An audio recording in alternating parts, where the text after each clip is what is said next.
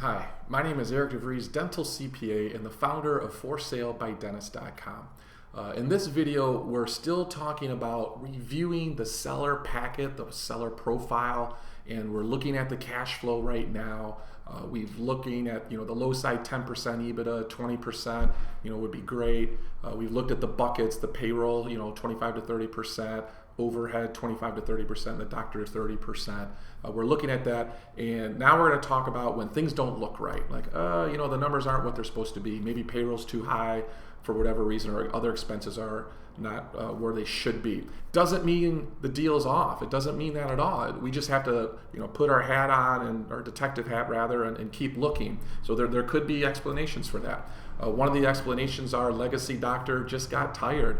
900,000, 900,000, 700,000, 600,000, taking the foot off the gas. Their heart's not in it, and they say things like, "Oh, this used to be $1 million practice," and they want $1 million, price tag, what it really isn't.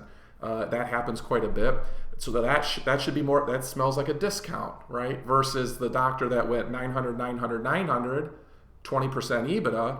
That's a premium. That's a good practice. So both of them are fine, but you might want to take a discount approach on the doctor that took the foot off the gas, and they're going to know that. They're going to know that. But now you got to figure out, well, is it truly the foot off the gas, or is there something else going involved there? So one thing you might want to look at is the size of the practice, right? So that first story that we were talking about.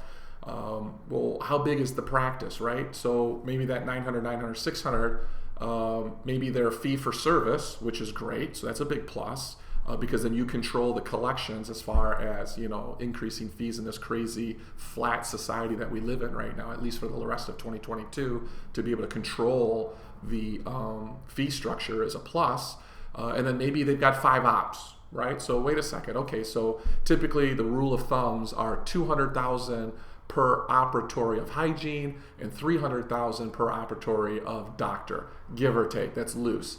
But if you were to do that simple math, let's say they're running 2 columns of hygiene and 3 doctor, right? So 2, 4, 5, 6, 7, 8, 9, 10, 11, 12, 13, 1.3, and they're at like 800,000. Well, there's a lot of room there, right? There's a lot of room. You could do, and let's say they've been there a long time. They've got tons of charts. You could do a reactivation campaign. Come in with some heavy treatment planning and push case acceptance, and those numbers make sense. So there's an opportunity there. Even if the cash flow doesn't look right today, it doesn't mean the deal is done. It just you got to keep digging to see if it can be saved. Another one, maybe the payroll's a little bit too high just because they've never adjusted. They've kept the staff when the collections went down, they still kept the same payroll. So obviously that number is not going to look right. So that if we could kick the collections back up again, maybe payroll isn't so bad. But now that's heavy lifting on your side, right? So you'd want a discount. Because it's not truly turnkey that you just have to drive the train. Now it's on you to increase collections, even if it was to yesterday's range. That's still on you to hit the ground extra hard versus it on sort of cruise control. So there's still an opportunity for deals that don't look right in the beginning. They don't smell right. Something's off.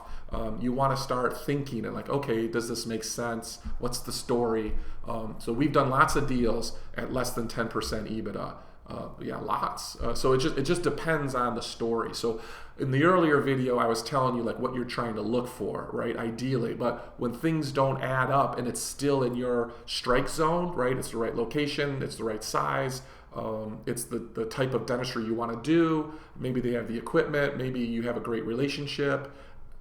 When all things work together and we have a struggle with this piece of the puzzle, because these deals are all pieces that we fit together, we could probably still make a deal happen if we figure out the reasons behind it. Does that make sense? So I don't want you to think that these numbers don't work and the deal's off. So that and this is where consultants and people that have been doing this a long time can like shine light onto the story, right? Because you've got to feel comfortable. This is a big commitment, and you want to hear independent counsel guiding you on like what's what. But we do this all the time, and just because the numbers don't add up in the beginning doesn't mean the deal's over. So I just wanted to have a short video on when the numbers don't look right. Let's keep digging there. Okay? All right, more videos to come. Keep up the good work. Talk soon. Bye.